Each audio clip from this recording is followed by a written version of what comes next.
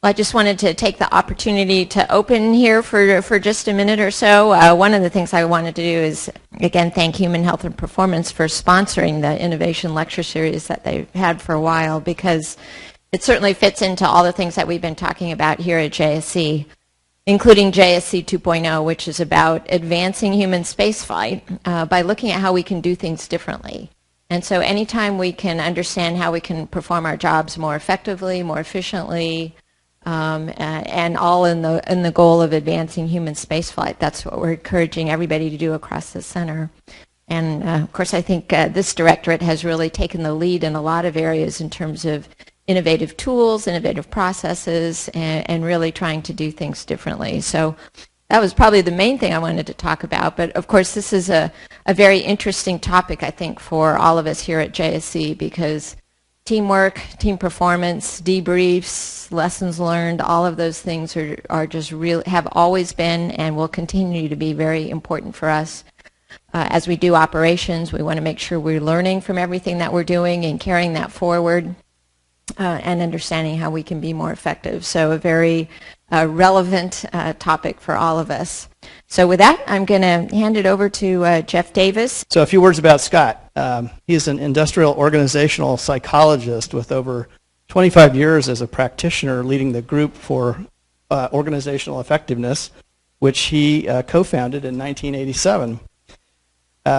Through that group and his work, he's worked with over 500 organizations globally, including more than 75 Fortune and Global 1000 companies working on teamwork. He has worked in a wide array of organizations, which I think you'll find interesting. So he's worked with medical teams, aviation, finance, technology, research and development, customer service, and leadership teams. So a wide background. He has also been doing current work on research in our spaceflight environment, which I think you'll find very interesting in a variety of different areas. And finally, he is a fellow of the Society for Industrial and Organizational Psychology, a fellow of the Association for Psychological Science. He is co-editor of the book Developing and Enhancing Teamwork in Organizations, Evidence-Based Best Practices and Guidelines. And just bringing it even closer to home, Scott worked with our Human Health and Performance group twice, which we found very valuable for our teamwork understanding. So without further ado, and not cutting into any more of Scott's time, I will introduce Dr. Scott Tannenbaum. Please join me in welcoming him. Thanks. Thank you, Bill.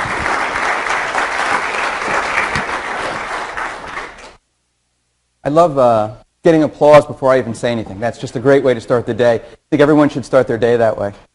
For the last 3 years or so, I've had the good fortune of being able to do some research with people at NASA. I'm certainly going to share some of that information with you. And as Jeff mentioned, we've worked with a lot of teams over the years, so I'll also share some of our experiences there. But to start, I just want to give a quick thank you, because our 3 years of work that we've done would not have been as successful if it wasn't for the support of a lot of people. And certainly colleagues on the BHP, HRP side, including Brandon Vesey and others, have been very instrumental in guiding us. Early on, we had the opportunity to interact with a number of subject matter experts who pointed us in the right direction. I think we would have missed the target had we not gotten the advice from some of the folks that you see here, including Al Holland and others. And then we've had the chance to gather data from Hera and NEMO environments. We've gotten great support there as well. So Mark Regan at NEMO and Yvonne Parsons has been very helpful in the work on the Hera site as well, and I'll share a little bit about that with you. And of course, I'd be remiss if I didn't mention our research team, folks that have been working with us from my organization and from University of Connecticut and University of Central Florida. While I'm going to share with you mostly applied practical sort of things today, I did just want to let you know that this group has been working on trying to disseminate information scientifically as well. So this effort sort of produced a number of publications. We've got some other things coming down the pipeline as well, trying to do both the science and the practice side. Okay, so here's what I'd like to do today. Based on some of the experiences that we've had in a wide range of organizations, I'm going to start by sharing four observations that we've seen across many companies. Secondly, what I want to do is I'd like to share with you some of the underlying psychological science. If I'm successful today, I'd like you to know a little bit more about what underlies team effectiveness and really tap into the empirical research. So But what's the data telling us really makes a difference in driving team effectiveness, what we'll call the 7 C's, and I'll share those with you. Third, I'll take a little time and share with you some of the research that we've been doing at NASA in the NEMO and HERA environments and elsewhere. And I want to leave some time at the end for you to pose questions. I'd be happy to answer those. I'll also foreshadow one punchline. So I'm going to tell you that you need to debrief more frequently. You're going to hear this a few different ways. So in the back of your mind, process that. When we get to the end, I'll show you a tool and some methods are associated with that as well. Now, as we go through, I'd like to encourage you to conduct a thought experiment. And by thought experiment, I mean I'd encourage you to think about a particular team. So first of all, how many of you were on a team? Okay, that's encouraging. This would have been a very short session. I'd say thank you. We can go now. Any of you leading any teams, a project team, work team at all? Yep, okay. Any of you on more than one team at work? Yeah, very, very common, right? So I'd like you to pick one. Pick one team that you're either a member of or that you're a leader of. And as I go through and I share with you sort of what the science says about teamwork, I'd like you to think, how does what I'm saying compare to your team, and where might there be opportunities to boost your team's effectiveness a bit? Now, Jeff mentioned to you my company is called the Group for Organizational Effectiveness, and we've worked with a lot of different types of teams. So in addition to the types that Jeff mentioned, we've had a chance to work a lot with military teams and medical teams. We've been out on some oil rigs and cruise ships. My team liked it when we got a project with the cruise ships. They preferred that to the oil rig. I'm not sure why. But we've gathered data in a number of places, and we've worked extensively with teams, and that's what I want to share with you today. But I want to start off with 4 observations based on what we've seen across organizations. And the first observation is that there's a lot of teams out there, and there's a proliferation and more teams. In fact, I'd go so far as to say that if anything, collaboration requirements are increasing rather than decreasing. And when I asked you how many of you are on more than one team, most of you raised your hands. Now, the Corporate Executive Board gathered data from some 20,000 plus people, and over 2/3 of people in organizations report that collaboration requirements are on the rise in their organization. What I also want to be clear, though, is I am not here to advocate we need a team for everything. I know I'm a team guy, but I'm not telling you teams are the answers to everything. What I am telling you is you're going to be on a lot of teams. Throughout your career, you're going to be on a lot of teams. So whether you like them or not, some people love working on teams, some people hate it. It's just important that we understand how they work so we can get the most out of the experiences with them. Second observation. We're talking about this a lot. I don't know if you've ever seen Google's Ngram system, but it counts the number of times words appear in print on a decade-by-decade basis. We are talking about teams with an all-time high. Interesting, a little bump at World War II talking about collaboration, but as you can see the trend, we're talking about teams, and there are a lot of them. And although there's plenty of teams that are out there, the bad news is, and I'm sure you know this from your experience, that many, many teams are not as effective as they could be. We use the euphemism, suboptimal, but if you've been on a bad team experience, you know what that's like. And there's some data that shows that, this is from Leanne Davey, that over 90% of people in organizations recognize that teams are essential for their organization's effectiveness, but less than 1/4 of them think that their own teams are effective. So there's this gap there. And this suboptimal performance has a couple of obvious implications. It clearly has implications for our business, for our organization. When our teams aren't performing optimally, then it's going to affect the business success. But in addition, from a personal perspective, if you've ever been on a poor performing team, what does that feel like? It just drains you, right? And there's a reason for that. There's a psychological reason for that. And the reason is that experiences that we have in the presence of others is amplified. So if you're eating a great chocolate bar, it tastes better when there's people around you. And when you've had a bad team experience and you fail, it hurts more than just failing alone. Second observation. Third one. The best teams are those that self-adjust. So here's a second thought experiment. Not the team that you picked, but think about the very best team you've ever been on. And the question is, was that team great on day one? Probably not. Very, very, very few teams are great on day one. What makes teams great is that their ability to be able to adjust over time. Some teams do this naturally, but most teams don't. But even great teams need to be able to make adjustments if they want to sustain their success. So third observation. And finally, a lot of organizations talk about creating a culture of collaboration. So Procter & Gamble has gone on record as saying we want to be the best in the world at collaborating, inside and out. And Microsoft did a full reorganization were driven largely by their intent to try and increase collaboration in their organization. So while it's easy to talk about collaboration, it's difficult to build a culture of collaboration if our teams aren't collaborating effectively. It starts at the team level. So, internally, and then with our vendors and outside suppliers and other organizations, but it starts at the team level. This is particularly true with leadership teams. For any of you that are on leadership teams, be aware. I'll share with you some data about how what happens there permeates through the organization. But one way to think about this is every team experience that you're involved in, if it's good, it's contributing towards building a culture of collaboration. And when it's bad, it detracts from that culture. So with these 4 observations in mind, what I'd like to point out is that it's critical for us to crack the code. There's a lot of teams out there. Some of them aren't working as well as we'd like to. We want to build a culture of collaboration. They have to work well. We've got to crack the code. And the good news is in the last, let's say, 15 to 20 years, there's a growing body of empirical research that's actually giving us some tangible insights about what drives team effectiveness. And that's what I want to share with you. We refer to it as the science of teamwork. Now, before I do that, though, let's pose this question. Because I just told you it's hard. Right? It's not easy. It doesn't happen naturally. Less than a quarter of people report their own teams are successful. So is it worth the effort? And the data here is actually quite compelling. Jeff Lapine and colleagues did a meta-analysis of over 100 prior studies. I'm going to use that term meta-analysis a few times, so if you're not familiar with it, all it is we take all prior empirical studies that we could find and we statistically combine them. So we're more confident in the results of that than we would be any one study.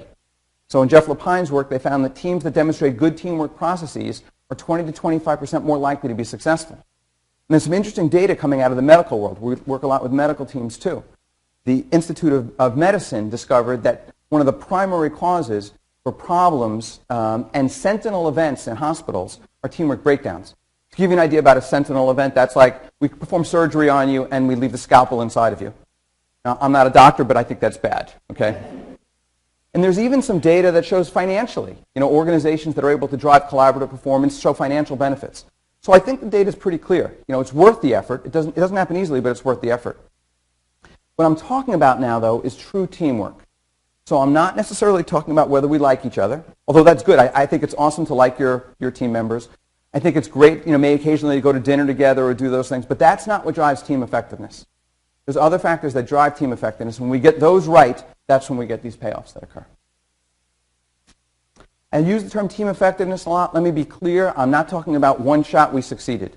What I'm talking about is sustainable performance over time. When I talk about teams that are highly effective, these are teams that are able to demonstrate sustained performance in terms of results, in terms of maintaining vitality. And some of the research we've been doing here and elsewhere is about resilience, being able to bounce back, because all teams face challenges. The best teams are those that bounce back. So when I say effective teams, this is what I'm referring to. Now, I want to pose this question because before I start going into the research, the answer to this question is important for interpreting the research that's out there. The answer to this is, of course, not. And yet I go into many organizations, and all teams are kind of treated the same way. I went into a manufacturing organization, same policies and guidelines for all teams. Teams differ in a number of ways, but one of the key ways they differ is in terms of interdependency, the extent to which people on the team have to rely on one another to be able to get their work done effectively. So if you don't mind, I'm going to use a sports analogy here to sort of illustrate this. 10 different types of teams. We can think about them falling along a continuum from low to high.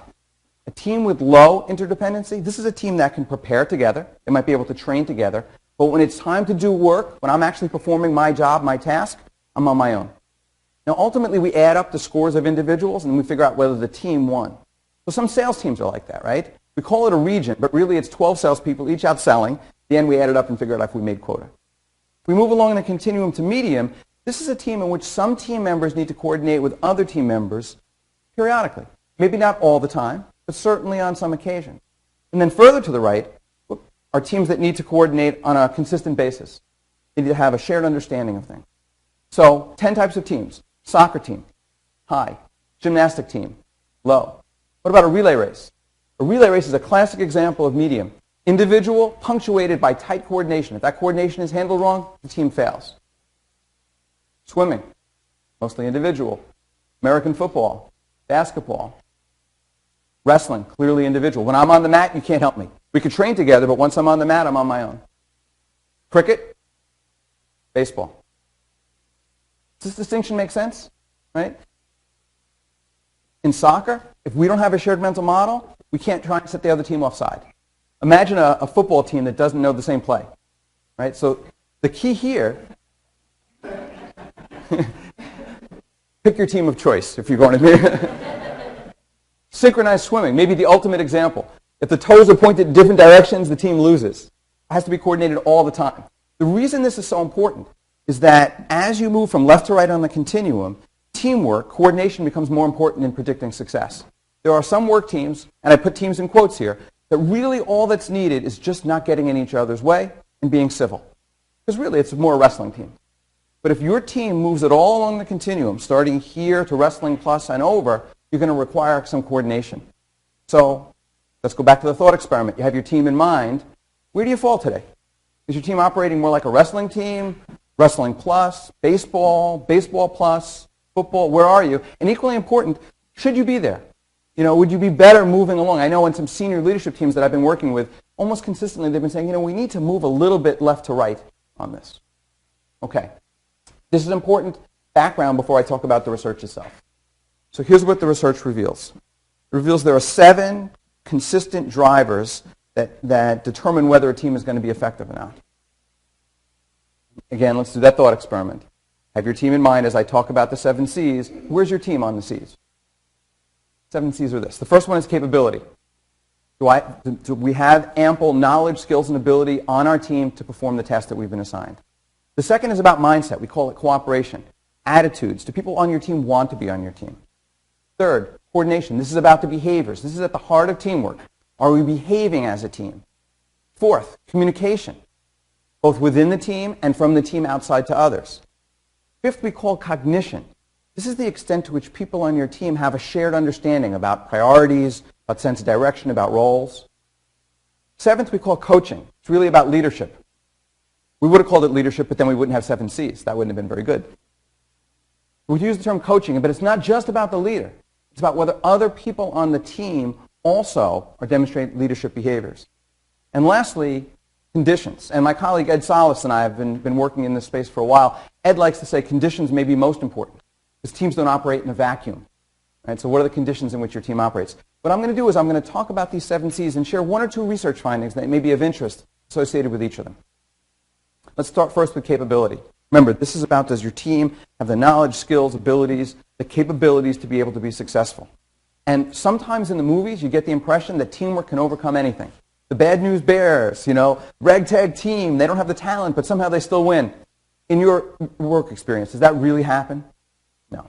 So let's be clear, and the data shows this. If you have big talent gaps, it's hard to be successful. Teams do need competent individuals to be successful. But what's very interesting is simply boosting talent levels won't always boost team performance.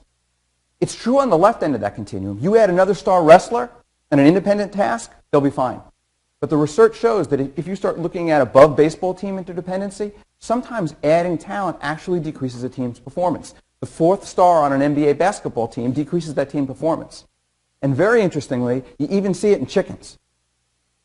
Chickens, and I'm from the Bronx, so I don't really know much about chickens, but what I've read is that if you take another alpha rooster and put them in a hen house where there's already a few roosters, egg production goes down. So it's not always because you need talent. I want to be clear, but it's not always the answer. Let's just get another talented person on the team.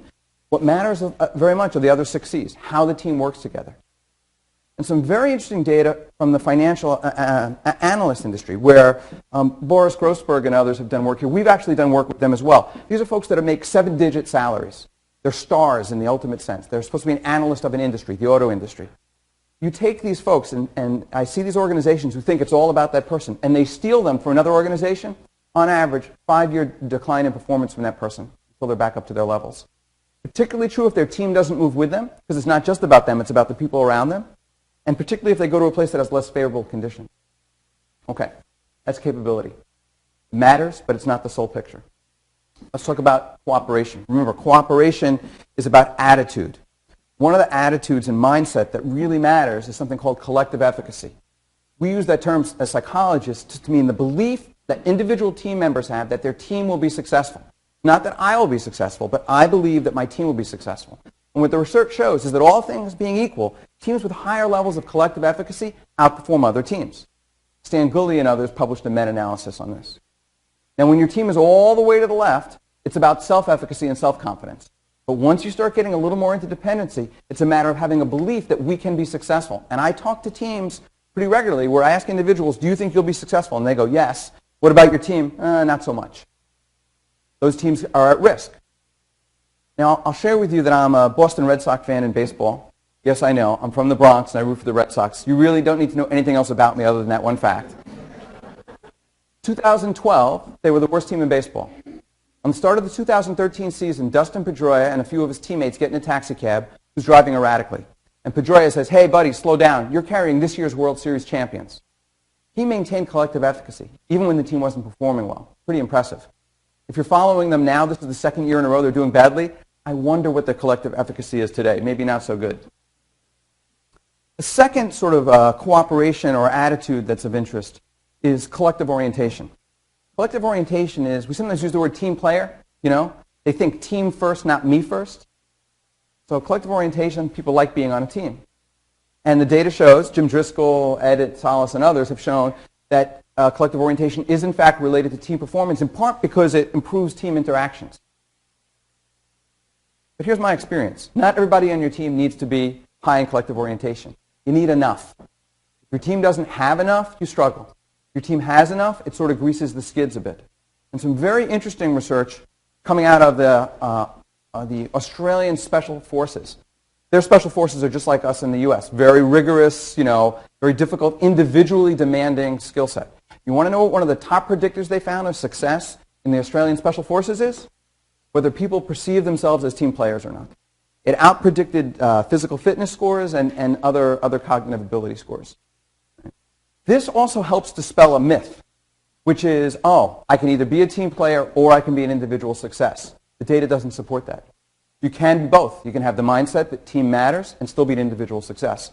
And most of the cooperative attitudes, like trust and respect and cohesion, they emerge from the other 6 C's. So I can't make respect on my team. I can't make trust. We do the other 6 C's right, and those things tend to emerge from it. So let's do our thought experiment. Would your team benefit from some additional capabilities, either by bringing in somebody or maybe training? If I asked all the people on your team, hey, is this team going to be successful, what would they tell me? And do you have enough of these team-oriented people on your team? If not, those might be opportunity points. Okay, coordination. Coordination is about the behaviors that teams exhibit. Like I said, it's at the heart of teamwork. I already shared with you Jeff Lapine's work that shows that behaviors improve the probability of teamwork success. Now, Michelle Marks and John Matthew from our team and Steve Zaccaro have taken this a step further. They did a nice job of sort of splitting out and understanding the factors. I could probably spend an hour and just talk about that, right? But what I will tell you is as you move from left to right on that continuum, these things become more important. And I just picked 2 to talk about today. I want to say a few words about backup behavior and about conflict. Let's talk backup. What I have seen is that whether or not backup behavior, helping out one another on the team occurs, is a function of 3 things. First of all, have I staffed my team with people who have the ability to back up one another? Right? How have I designed the team? Secondly, have I trained people so they have the skills and they understand where they're supposed to back up? Sometimes people don't back up because they don't think they're supposed to. And the third piece is about attitude. It's beneath me to back up. If I have people on my team that think that, we're not going to see support and coverage for one another. Here's a true story. I was flying from Albany, New York to Boston, Massachusetts. I get to the airport. We're waiting for the plane, and it's a little 9-seat propeller plane. And I'm dressed like this, you know, and I'm the first person to board the plane. And there's one pilot, and there's 9 seats. So I jokingly asked the pilot, do you mind if I sit up front? And she said, no, come on up. Cool. So now you're in the plane, you're getting up behind me. You look in the cockpit, and you see, like, someone in a pilot suit and Scott. How do you feel about that backup? Instantly, I will tell you, my attitude was awesome. So much that she had to keep saying things like, oh, don't touch that. So it's not just attitude, it's knowing when, and maybe when not, and also having the skills. Now let's talk conflict. Conflict is complex. Is conflict good? Is it bad? Depends. What does it depend on? Well, first of all, it depends on what your team is disagreeing about most frequently. If you reflect back on your team, right, all teams disagree about things. Where are you spending your time disagreeing? And this is from Frank DeWitt, and some of his colleagues have discovered this. If most of your time disagreeing is about interpersonal sorts of things, performance declines when you have conflict. If most of your time is spent on process things, tactical stuff, scheduling, things like that, performance goes down. But when most of the disagreements are about the work itself, the task, then it depends. Sometimes performance goes up, sometimes it goes down. But what does it depend on?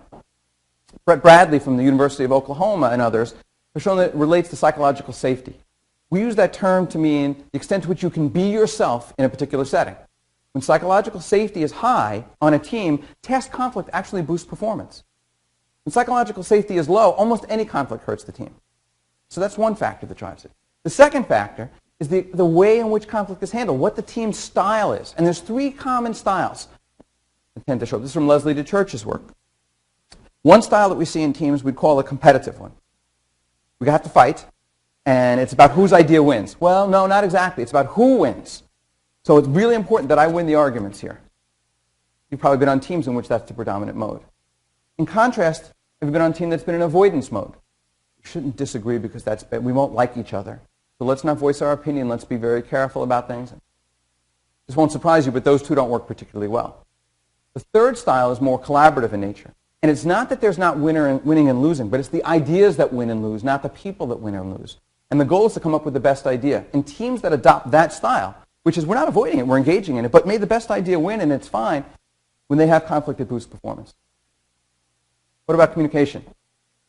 Anyone here think communication is not important? Right? I mean, it's a fundamental premise of teamwork, right? Very often when I say teamwork, you think communication. But what's clear about the research is it's not always the case that more is better. It's not just we need to communicate more. It's about the sharing of unique information that drives team effectiveness and communicating in a way that has closed-loop communications, meaning that both parties understand what's been said. So one thing you need to be careful about, if this unique information sharing is really what drives things, is that people inherently tend to assume that other people have the same information that they do. In a study that was done, it took one participant on a team, pulled them out, gave them some information, and told them, you're the only person on the team that has this information. And yet when they put them back and watched the team, that person almost inevitably did something or said something that only makes sense if other people had that information. Think about that. They were just primed, and they couldn't avoid doing it. So sometimes unique information isn't shared because people assume that other people already know it. And so we've got to really be conscious about drawing out that information. And for any of you that are on hierarchical teams, we see this in military and medical, but other hierarchical teams, the leader really has to encourage this, speaking up, or else sometimes junior people won't share information that they have. Here's a counterintuitive finding. I was in Las Vegas. Let's say I was doing research on probability theory. And I went to a restaurant called L'Atelier, very, very nice restaurant. It has an open kitchen concept where you could watch the kitchen staff. And during the meal I'm watching, and this kitchen is quiet. Stuff's flying out there. And coordination without even saying anything. Like one person's working on their plate and they look and they see a little sauce stain over here and they just clear off the other person's plate. Oh, humming. And partway through the evening, a group of big spenders come in.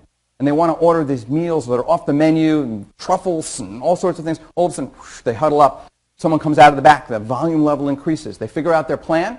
Whoosh, they get back to work and quiet again. So it's not always the case that it's about more communication. In fact, there's an inverted U. Some of the most effective teams don't talk quite as much as other teams do. Okay? It's about unique information sharing. Okay, so let's do back to our thought experiment. Have your team in mind. The members of your team know who's supposed to back up and about when and what they're supposed to be backing up about. Which of those styles, those conflict styles, would typify your team? And what do you spend your time disagreeing about? What about your team sharing of unique information? And is it possible that your team could do a better job in keeping each other well informed? Just process that a little bit. It's called cognition. Remember, cognition is a shared understanding. We like to use the term shared mental models. Research shows that highly effective teams have shared mental models. We're all having and we can have shared mental models about a variety of things, like how a task gets performed, or if this problem occurs, then what? When we worked with oil rig crews, what we would do is we would take folks on the offshore and on the ground here in Houston, video connection, and we would present scenarios and talk about what would happen if this occurs, for them to build a shared mental model about if and thens. But it can also be about where we're headed and who's responsible for things and priorities. This is why that quiet kitchen could be quiet, because they had a shared mental model. about how things are supposed to be performed. I watch surgical teams where the person's handing the scalpel before the surgeon even asks for it. And in sports, you see like, the ability to be able to do a blind pass in basketball because I know that forward's going to be filling the lane. Good teams have shared mental models. Now, a little deviation here. I decided I wanted to include one very tangible sort of thing that I've seen in many, many, many project teams and management teams. So if you take away only one tangible thing, this is the one I'd like you to do starting tomorrow. Be really clear when you're in team meetings whether what you're involved in is trying to make a decision, whether you're seeking input from the people that you're sharing the information with, or whether this is simply updating. I see this being a source of conflict on a very regular basis in teams where you think it's about a decision being made, and I think I'm just coming here to update you, and I get annoyed that you're querying things. Just this simple thing seems to have a boost in teams that we work with. Okay, now back to the regularly scheduled program. All right, let's talk coaching. Look, we could talk about leadership for days. I want to point out two things that we see from the research related to coaching. And the first is what we refer to as servant leadership. The research is starting to show that when a leader is perceived, at least as part of the time, as a servant leader, you get some better results. What you get are perceived fairness, trust, and these we call organizational citizenship behaviors, going above and beyond your job description. Right?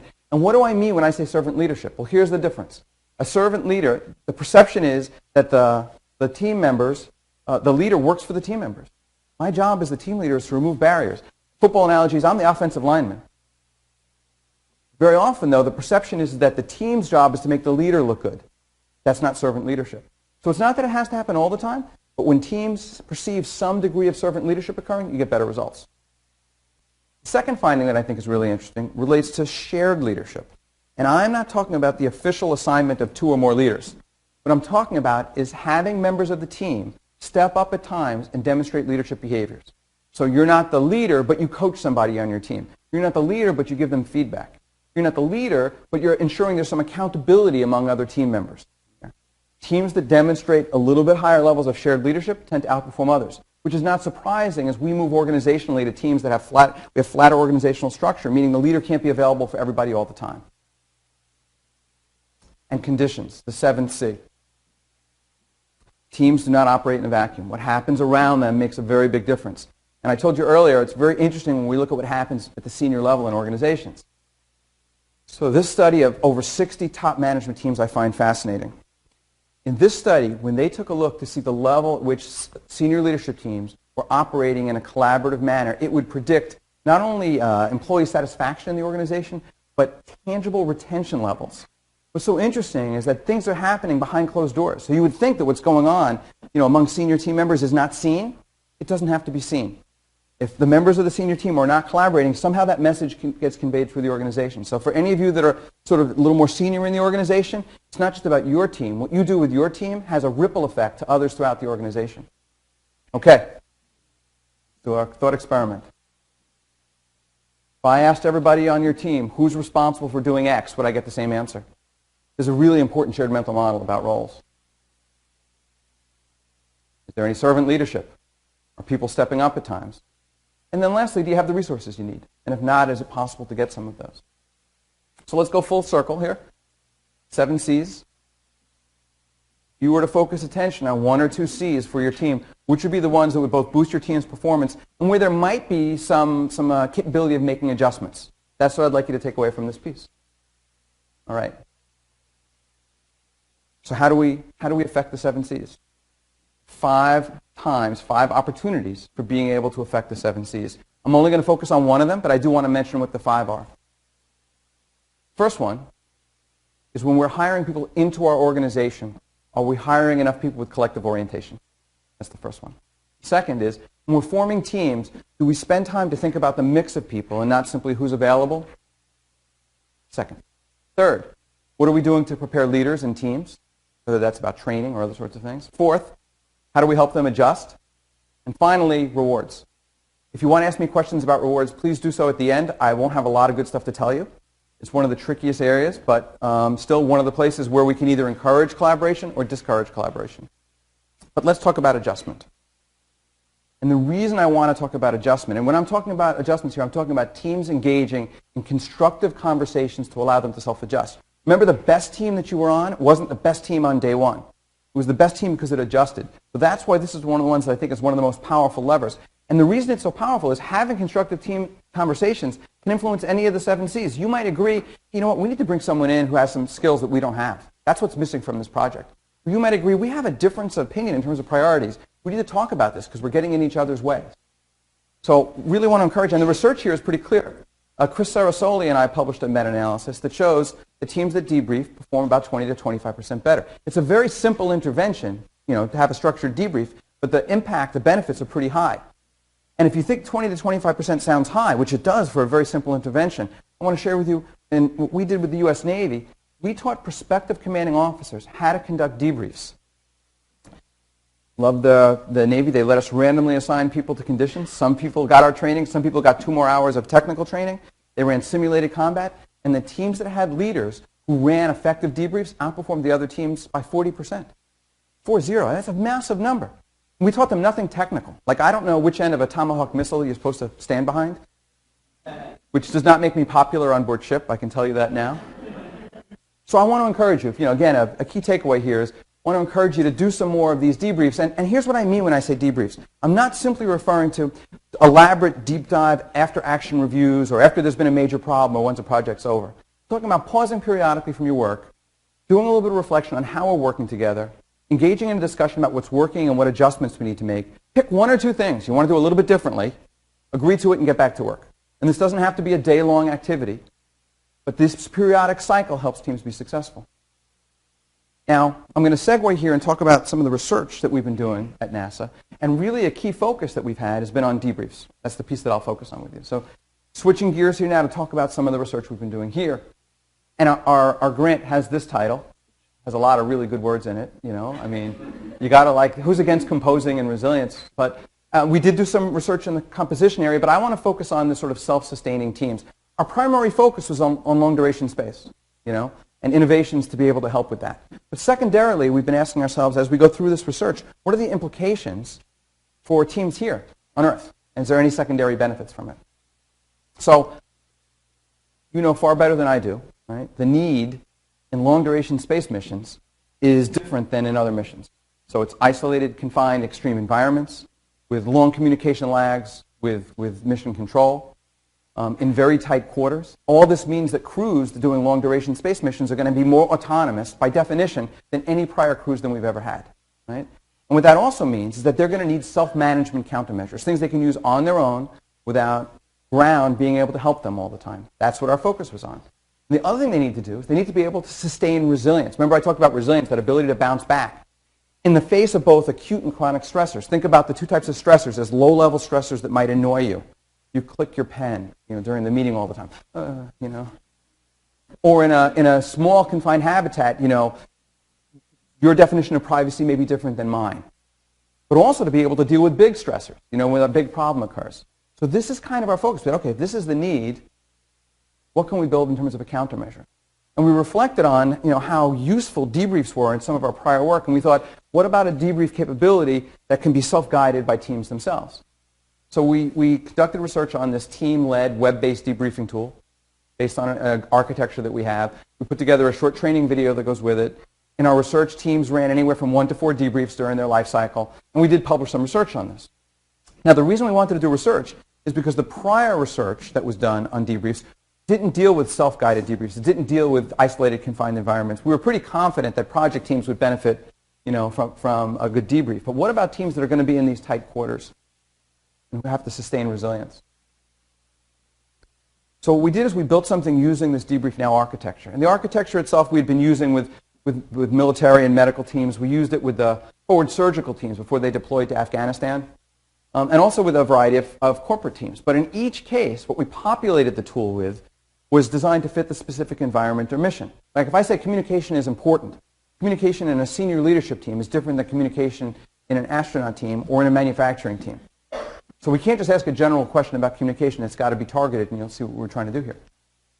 So the way this tool works is they go online. They're given a series of questions about their team. It takes them 3 to 4 minutes. They're all multiple choice questions. They answer quickly. The tool then produces a customized discussion guide, which is unique for each team. So this team gets a different debrief guide than the other team does. They use that to discuss what's going on. They pick a few things to make adjustments on, and they move on. In our research, we've been allowing them anywhere from 15 to 40 minutes. You heard Jeff Davis say earlier that we worked with his team. Jeff's team also was willing to be sort of guinea pigs to try this out. With senior leadership teams, we might take an hour or 90 minutes with them. Key thing that we tell teams when we introduce this is that you own it. So you can have a discussion, and this is true for your teams too. You can have a discussion, but the team needs to own any agreements. So it's not like, oh, because something showed up in the guide, we have to make a change. No, you decide what changes you want to make, which is why I think it's well received and why actually changes are occurring in the teams that do the debriefs. So here's an example. This is one of the questions from when we did research with Nemo.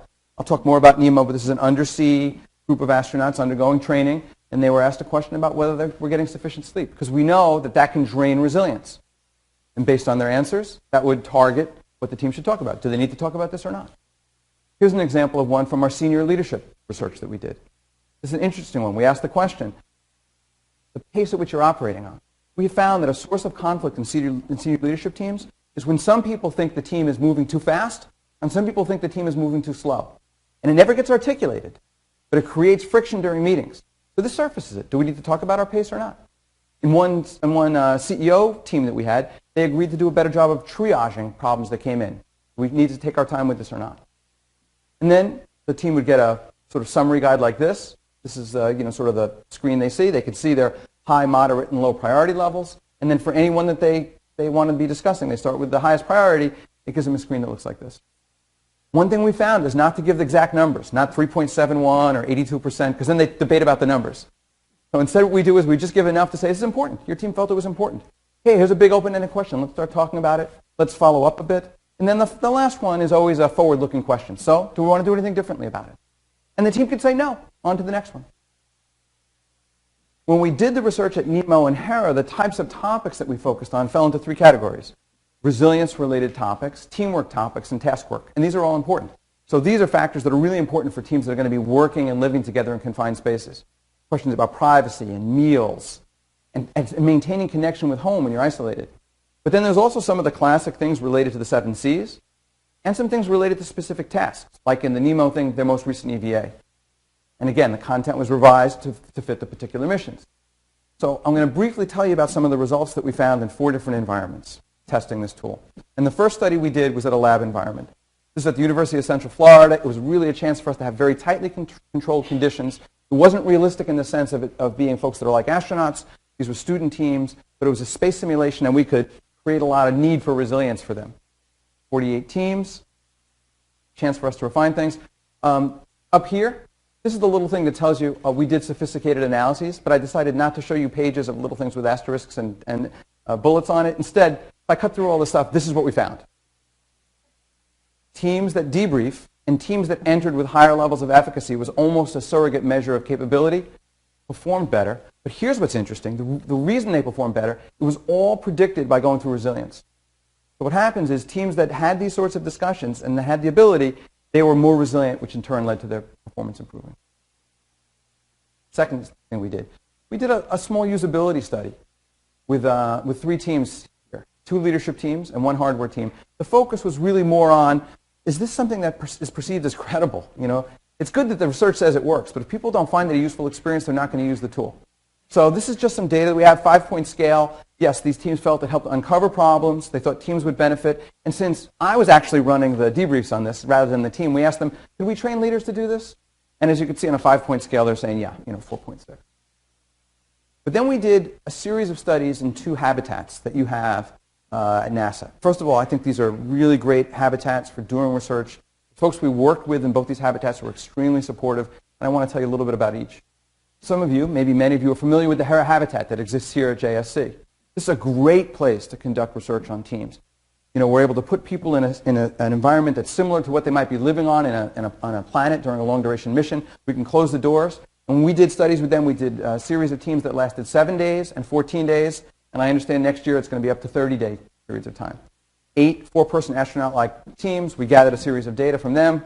And what was nice, too, is that we could make some manipulations. So we could change work levels on given days. We could sort of put some things that test their resilience and delay communications. And for the teams that were in for 1 week, we had them do 2 debriefs on days 3 and 5. Again, This says fancy analysis. This is what we really found. Here the effects were more direct. The debriefing tool and resilience both predicted team performance. But one thing that we found that I thought was really interesting, we found a moderator effect. The time influences the relationship between resilience and team performance. So as a mission goes on, resilience is more closely related to performance. At the beginning of a mission, resilience and performance are unrelated. But over time, if we have a loss of resilience, it will affect our team in some way. And this has implications for long-duration missions, because it's not going to stop at day 6 or day 14, right? We're up on year 3, resilience is likely to be even more important.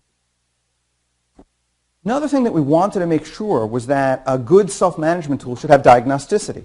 It should be able to identify where there's potential concerns. So this is just at a glance. We chose 4 teams from our research, 10 factors, and you could see sort of the fact that results were different on different days and for different teams. What that means is that different crews need to discuss different things at different times, right? And that makes sense. So whether it's this tool or another tool, just some way to be able to make sure that we're guiding our teams to have conversations about the right types of things. Now let's talk Nemo. Nemo is an undersea habitat. Again, many of you may be quite familiar with this, but it's off the coast of Florida. About 60 feet below the sea. Think about a habitat that's about 40 feet wide, confined space. We conducted studies there with 2 crews. One did a 7-day mission, one did a 10-day mission. These are international crews of astronauts. Here they are actually sitting around using the tool. Depending on the length of the mission, we had them do 2 or 3 debriefs. And some of the questions were about those resilience topics, about sleep and food and privacy. Others were about teamwork and task work. And we gathered data from them. Now, right off the bat, I think what we really wanted to find out here, since this is the target audience for future missions, would they find this useful? Because if the astronauts don't find this useful, it doesn't matter what the science says. Right? It's got to be something that's both acceptable and empirically valid. So very positive reactions. And one really nice thing is that when the Nemo 18 crew had a chance to use this, they said afterwards, is there a possibility that we can also allow Nemo 19 to be able to try the tool, which I thought was pretty encouraging. 5-point scale, we get data from the various groups, and pretty consistently positive reactions from the folks, both analog environments. And here's just a few thoughts from them. So a chance to be able to encourage people to speak up. It's a conversation starter. Answering honestly, which I think is really important. And look, when communicating with ground, there's going to be a little bit of sort of screening that takes place. This was an important one. We find that one of the pitfalls in team debriefs is that maybe not spending time on the important things. And then some comments here about the missions. My favorite quote I didn't put up here was one that said, is there a family marriage version of the tool? To make sure that the soccer pickup schedule is handled properly. So I want to share with you, based on all of that, a couple of things looking forward to the future. So in space, a few things we found. It's going to be really important to allocate time on the schedule for the crews to be able to do their own debriefs. It's not going to happen naturally. They all like it, but this is from them. They told us, please make sure that there's time allocated in the schedule and allow some time for us to talk amongst ourselves. That's very important.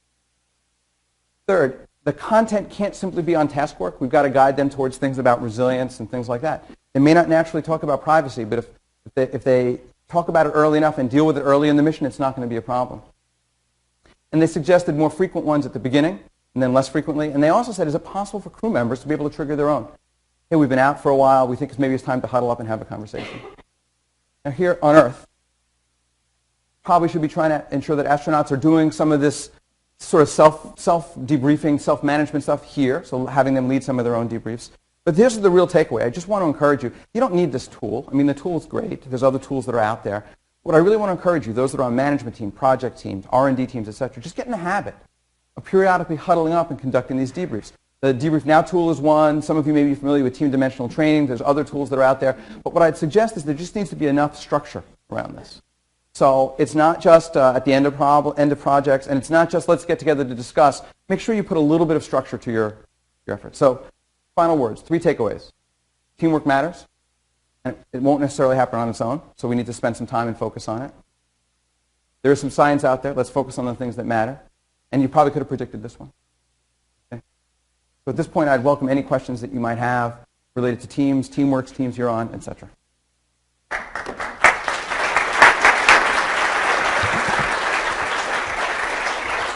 Okay. Let's see if this is still on. Okay, perfect. So we wanted to leave the last 30 to 45 minutes for a Q&A session. I know some people came ready with questions, so please don't make me stand up here awkwardly. Ask your questions. Raise your hand. I can get you the mic. Thank you. Thank you. Can you describe how the debrief compares to the classical lessons learned? Yeah. So most lessons learned review occur at the very end of something. We've gone through the experience, we've completed a project, we've completed a mission, we've done something, and we want to huddle up and figure out what lessons can we take away from this. Now, those are useful. You know, the military calls them after action reviews, the very end. That's the good news. They work pretty well. The bad news is that it's too late to make adjustments during the mission at that point, right? And very often what happens is they go in a binder, and sometimes those binders go up on a shelf someplace, and the next team may not have access to them. So when I talk about debriefs, that would be an example of a debrief. I wouldn't say that's not a debrief. But what I want to encourage is not just those. What I want to encourage is on a periodic basis. Like for project teams, we should do a debrief, a couple weeks in. Before we even get too sort of entrenched in the way we're operating, how's it working? Any quick adjustments? I'd want to do a debrief at the midpoint of the project because research shows that something changes in terms of team dynamics at that point. And then maybe then an after-action review or lessons learned at the very end to see other takeaways for future projects. So a real key to the debrief is that it has to be relevant and has to resonate with the team. So this is why sort of asking generic questions doesn't seem to work as well as asking very targeted questions. Whenever we build the questions for this, we work very closely with subject matter experts. So we built a debriefing tool for manufacturing teams at Frito-Lay. We spoke to the folks that were experts in packaging and processing. Where are the potential breakdowns? Which they may be based on the 7 C's, but when we talk about communication in a packaging team, what's it about?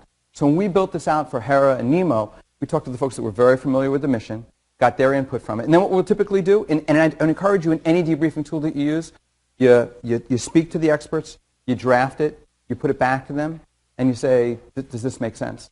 And then the real test for us is, in a tool like ours, is does it prioritize them properly? So the reason we did all this usability testing is to say, okay, it guided you to talk about privacy first. Did that make sense? It guided you to talk about EVAs. Did that make sense? And that's sort of the second validation. And at that point, we feel like we're pretty confident in the content. Does that help? I have an additional one too, sorry, real quick, just to tag on to that. Can you speak a little to the balance of task work type questions in the debrief versus more the teamwork as you were talking about? Yeah. So if I leave teams alone, I put them in a room and I go, we've allocated an hour and we'd like you to just huddle up and discuss how things are going, have a conversation. Engineers will talk about tensile strength. Doctors will talk about, the patient's disease, right? Finance people are going to talk about whether they hit the numbers or not. Teams don't naturally gravitate to talk about teamwork-related things. Someone doesn't say, did we back up at the right time? Are we sharing the right information? Are our priorities clear? So I think it's important to have a balance. And when I lead debriefs, it just requires a little more effort on my part to focus the team on teamwork-related things because they're naturally going to bring up the task work. But I think a balance is appropriate. It's perfectly appropriate. In fact, it's useful to engage in conversations about a particular event that occurred and how we handled it. That's very much about task work. Like the EVA questions, very much about a particular task. Or we want to explore why a certain problem occurred. That's about the task. But I think what I'd encourage you is to make sure that if you're allowing it to happen naturally, what you'll probably need to do is be sure there's someone in the room, a team member, a team leader, whatever, that says, hey, let's talk about some teamwork-related things as well and not spend our whole time just on task work things. That's where the comfort zone is. Yeah, so my point of comparison is when I've run them just with me there versus when there's the tool there. And you can run into a challenge in either of those cases. I mean, probably the biggest thing is if a leader really, really, really doesn't want to do this, it's very difficult to be able to run debriefs effectively, right? But the other thing is, you can run into a group that takes a little bit longer to warm up. I find that the warm-up occurs a little bit faster with the tool because people have already thought about it and weighed in, and they've done it anonymously. This is a really important point. When they answer those questions, they don't put their names in. So this topic makes it to the top. It's one that a lot of people on the team think it's important. Sometimes all it takes then is one person to say, yeah, I thought that was a concern, and all of a sudden you see the flow in. But you're absolutely right. Different teams have different dynamics. We just used the tool with a half a dozen teams in Hong Kong. Now, I was participating remotely, so I gave a talk remotely, and then there were 6 teams. And what was really interesting is that these teams were cross-cultural teams. So much in the way our astronaut crews are international, these teams were made up of people, half of whom were from Israel, and half of whom were from Asia. And you want to talk about cultural distance in terms of style, there were style differences there. And there was no facilitator. So someone from the team was the one that ran the sessions. And the feedback we got was that actually it's the first time in a while they had open conversations. And I think it's because they first had a chance to think and weigh in. You know, and introverts tend to process things a little bit first. So you come to a thing, we all huddle up and ask the question, how's things going? And the biggest extrovert in the group goes, well, let me tell you 42 things that I've seen. You know? And by the time the introvert's ready to go, it's like, okay, great, thanks, let's go. So, oh, I didn't have the chance. You know? Research shows, and Kim Yench from UCF has some data on this, that shows that the best debriefs are those in which a higher percentage of the team members participate in the discussion. So you're onto something important there. If you're a team leader, you have to ask. You got to draw things out a little bit. And sometimes you can say, what do you think, or what do you think about this? Yeah. So I think ideally, teams should get in the habit of doing a series of them. And in part because of just what you described. You know, if we haven't done them a lot, right, I'm on a team, we haven't done these before, we're starting to do this, some things are starting to surface, it's kind of interesting, we may not get a chance to touch on all of these things. And very often, in fact, what I'll do is I'll leave some materials behind when I run them so that a team can have their own discussion continued afterwards. So I do think those sort of over time make sense. What we found in some of the research we did with crews that were together for 14 days or for prolonged periods of time, we had to start varying the content. So it wasn't going to be the same questions on day 3, 5, 7, and 9. On day 7, we started asking some questions about connection to family and disconnect. And as we've been thinking about this with long-duration space crews, we thought we need to have a pool of items, some of which will be more appropriate at different points in the mission. And I think that's also true with leadership teams. You know, I've done these both ways. With some leadership teams, we asked the same questions, and we were able to do a check to see if there's progress. And in other teams, it's like, let's introduce a couple of new things into this next set and see whether it's something worth talking about. But I do think you get more benefit if it's part of an ongoing, again, regardless of the tool you use, just to periodically do the check-ins. They don't have to be long, elaborate, but a follow-up to the conversation you had probably would be worthwhile. Okay, I had a couple questions emailed to me, so I know we're kind of going the debriefing path, so I'm going to throw a wrench. We're going to utilize you as the team expert that you are. One emailed question to me was asking about what do you do if you are on a team with individuals that are essentially at the same level as you, but the competency isn't there, and so in meeting the deliverables or tasks, certain individuals are pulling their weight more than others, and it's causing dissension and kind of tension, but it's a difficult topic to address. What are your thoughts on how to approach something like that? So first of all, that's probably a very rare occurrence. I can imagine that none of you have ever experienced a team where some people were contributing more than others. So, you know, like any good detective, I think we have to sort of sort through the clues to figure out what's going on. So I'm asking myself, as I think, which of the 7 C's? Right? So is this a capability question? I mean, sometimes you see people who aren't carrying their weight because they don't have the skill, the expertise to be able to do the job. It's a bad fit. Right? And it's as frustrating for them as it is for others on the team. But other times it may be more about the mindset. And are people willing and able to sort of step up and do what they need to do? Do they believe it's important? Do they believe in the mission? Right? And then I ask the question, is it one person, is it 2 people, or is it the majority of the team? One thing we got to be careful about is I don't like using team interventions to deal with one person. We do this sometimes, if I'm being honest, we do this sometimes as a cop-out because we're afraid to confront the person. So rather than having a frank conversation saying, hey, you know, you're not getting it done, let's talk about what's getting in the way, why are you not, you know, getting some of the work done you need to get done, and dealing with them one-on-one, we have a team discussion about what's going well, and everybody in the room is waiting, you know. Is that person going to be called out or not? So in some cases the answer is it's a one-on-one conversation. Right? Now if you tell me that it's over half the team, that's a more systemic question. We've got to figure out what's getting in the way. It could even be a cognition issue, right, where some people aren't aware of their roles or the priorities. So it appears to me like you're not carrying your weight because your priorities are different than my priorities. I see this with over half the team, then we definitely need to huddle up and talk about it. And in this particular team you described, you talked about it as being, fairly similar in level. But if there is a leader, there's some coaching responsibility there as well. It's not always going to be the team self-correcting the team there. Yeah? Yeah. So, remember the slide about the degree of interdependency. Well, first of all, your Tour de France example is a great one. Boy, talk about interdependency. For anybody who's sort of an untrained observer, it can look like it's an individual bicycle race. It's as far from an individual bicycle race as possible. You can take one of the best riders in the world, similar to those financial analysts, and plug them on another team, and if they don't have good supporting cast around them, that person will not win the race next time. Right? The current winner would not win at an inferior team.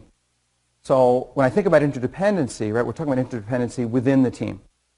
And in the case of Tour de France, what that competition does, it actually ups the ante for everybody. So that's fine. And there isn't interdependency between them. Other than driving recklessly, what your team does and what my team does, they're not really dependent. You could drive fast or slow. It's not going to help me. It might motivate me. But inside an organization, it's different. And what you're starting to describe is a concept of team of teams, where it's not simply the case that I'm on my team and that's it, but I'm on a team and you're on a team and you're on a team, and to the extent there is some interdependency, that competition, which might appear healthy in other cases, gets in the way. So what we've been starting to advocate in those environments is it's great to huddle up your own team. It's great to huddle up your own team and engage in debrief discussions, but if we really need to have cooperation with the secondary team, then we need to sometimes huddle up with them as well. And that's true even if you think about ground crew and a flight crew, right? They each have their own. They should be having their own discussions. But periodically, there's got to be the bigger circle drawn. And if we don't, we don't create any context for those teams that are both competing and need to collaborate, the natural tendency to compete is going to win out. And that's where the problem occurs. I had another email question. Mm-hmm. I promise these are just not my questions. Somebody asked. And I'd like to report that I didn't email them either. So. Plans. Another question that was sent to me was asking about, so now in the context of your presentation, the team maybe is well selected, so kind of different from the last scenario I gave you, and there's a high motivation, but some of those conditions, the C, one of the 7 Cs, isn't there. So you have a very highly motivated team, maybe the leader isn't as receptive to using some of these strategies, or the organization doesn't provide the resources, or the team just doesn't feel supported that way. What can a team do in that situation to continue to thrive? Yeah, let me differentiate between two factors. Let me differentiate between the coaching C, right, when it's about the leader, and the condition C, when it's about the resources, the environment, the support. On the condition side, one of the things I try and coach teams about is that we need to be clear about our negotiables and non-negotiables, right? And also, I like to talk about there being sort of 3 zones. There's a zone of control that we as a team can simply decide we're doing this differently. We don't need anybody's permission. Great. That's like the blue zone, right? Then there's a middle zone where we can't control it, but there's a chance we can influence this. And that's kind of the yellow zone. And then there's the red zone. And the red zone are those things that we can neither control nor influence. And it's really important to be able to be aware of those distinctions. It's important from a personal health perspective because, incidentally, spending a lot of time in the red zone is physically debilitating. Research has been done with adolescent girls and it's lately been extended to older humans, and systemic inflammation levels go up, which is related to a lot of diseases. When you spend too much time in that red zone, you're unable to let go of unattainable sorts of things. So the first is let's be aware. The second is the things that are in our blue zone, let's just do it, And then let's figure out those things we can go after and request. And that's that yellow zone. And I think as a team, sometimes it's worthwhile saying, what are we lacking? And let's put together a compelling business case and request it. But let's be clear, if it's in the yellow zone, just because we put together a good case doesn't mean we're going to get it, right? And then when members of the team come back and keep referring to things that are in the red zone, have you ever had this experience on a team? There's someone that keeps going back and bringing up those things that you can't do anything about. It's like, of course you haven't. So, it's like the software has been delivered to us and it has bugs in it. Well, first of all, one thing I can tell you, any of you that have done technology work know that all software have bugs. As a psychologist, I'll tell you all people have bugs, so it's just natural, okay? But, so we're looking at this software, and we've been told there'll be no corrections made to this for the next 3 months. And then in each meeting, somebody on the team comes and goes, I can't believe the bugs, we got to get these bugs fixed, Like, what does that do to the energy in the team? Like, wah, wah, So on my team, we have what we call the 24-hour wallow rule. You could try this at home, too. The 24-hour wallow rule goes something like this. If you're having a problem, you're having a bad day, something's going wrong, if you come to anybody on our team, we will be extremely supportive for 24 hours. And then we'll ask you 2 questions. Is there anything you can do about it? And is there anything I can do to help? And if you say no and no, we'll say LIG. Let it go. Now, I will tell you, it's a lot better to say it than to hear it. But I've been both the giver and the recipient of that. And I think in teams, it's really important to focus attention on those things in blue and yellow and have the discipline not to get stuck too much in the red.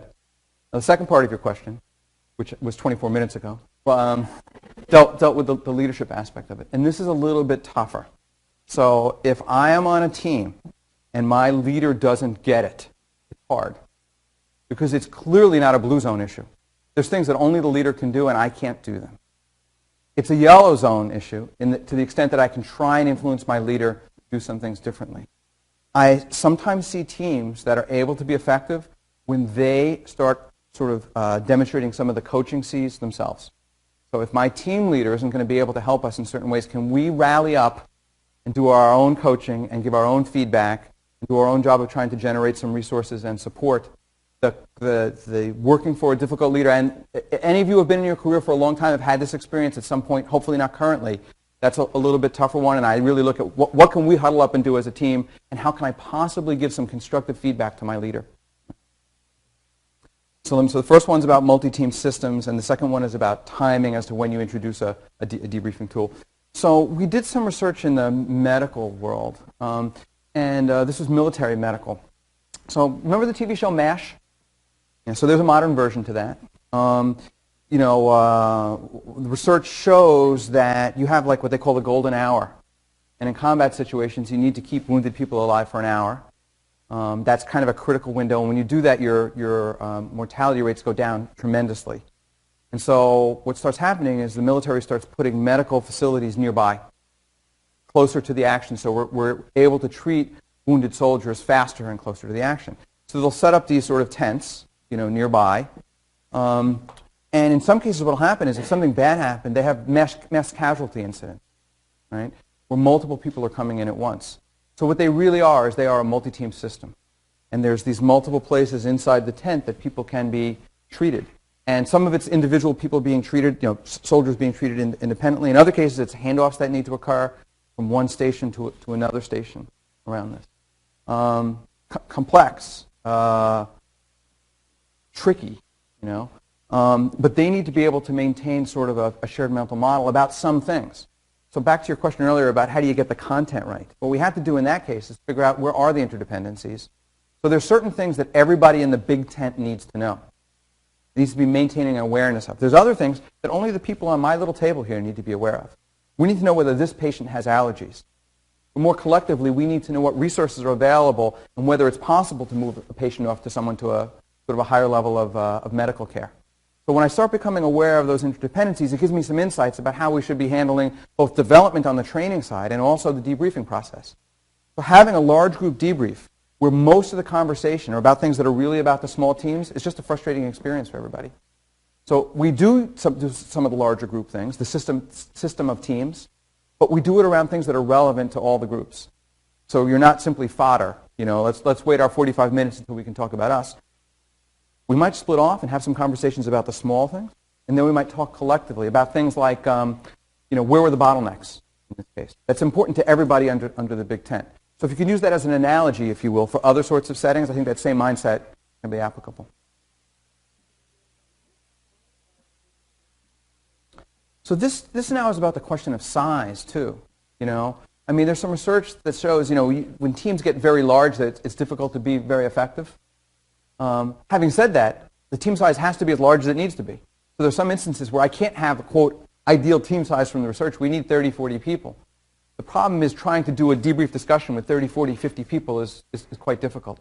What we've done in one environment is we get data from everybody, and then we take representatives from the team. They engage in the discussion, and there's feedback back to the group and say, we agreed to these sorts of things. Is everybody comfortable with it?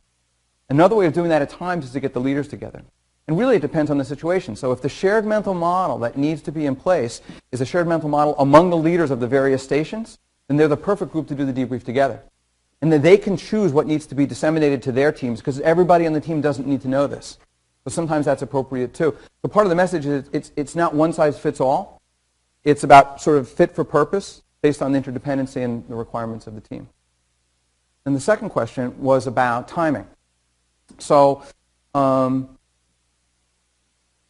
can only debrief about experiences if my team has experiences. So it's hard for me to do, I can do a pre-brief. We could talk about how we might want to do things. We can do a pre-brief where we talk about if certain things happen, what do we want to do. I can establish a team charter. There's research that shows that team charters actually are pretty effective, helpful tool in some ways. But to do a debrief on how we're working together, we've had to at least spend some time working together. So that's why I say kind of a rule of thumb for me for project teams is I want to get them together once before they calcify. Right? They've got to be together long enough to that we have something to discuss, but not so long that we're set in our ways. And for a team that works daily, that might be 2 or 3 days into a project. For a team that meets weekly, it might be at the end of week 2 or week 3 where we have that initial conversation. But before the team ever works, I would call that more of a pre-brief, which can be an effective intervention too. Yeah. Yeah. So you're right. So first of all, beyond maybe a dozen people, it's hard. Right? Many of you have had that experience. It's hard. Now, there are circumstances where we have no choice. We need to be larger. But I want to think creatively here, which is that there's teams that are like, this is my core team, and then there's other people on the team. And most of you are on more than one team as well. So thinking about a solution in which we have our core team, and it's 8 people, it's 10 people, but we have times in which we invite other people in. And they're like the cousins in our family, They're not nuclear family, they're cousins, and the cousins add creativity and we bring them in. And it may just be one person as a sort of a point of view that's different than anybody in our team has, but I don't need to necessarily anoint them an official team member each time, because that's when we sort of get that creep occurring, It's like bigger and bigger and bigger, and at some point it becomes unwieldy. My email address is scott.tannenbaum@groupoe.com. You can reach out to me. I have a blog that also has some information on things where I write about the 7 C's. Ed Solis and I are starting to write a book. That'll be a source of resources as well. But I'm happy to take questions or follow up from people if you want to send me a note. As you can tell, I like talking about this stuff. Fantastic. All right, one more round of applause.